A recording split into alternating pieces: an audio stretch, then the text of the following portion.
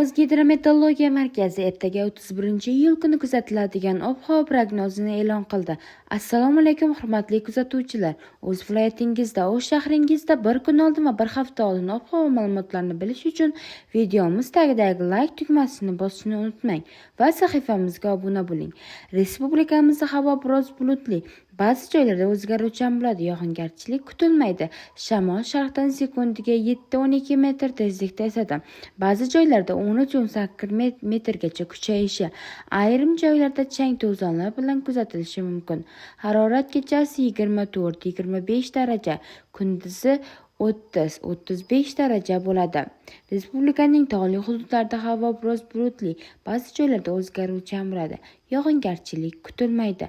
Shamol sharqdan sekundiga 7-10 metr tezlikda, ba'zi joylarda 13-15 metr tezlikgacha kuchayishi mumkin. Videomiz manfaatli bo'lgan bo'lsa, do'stlaringizga ulashib qo'ying.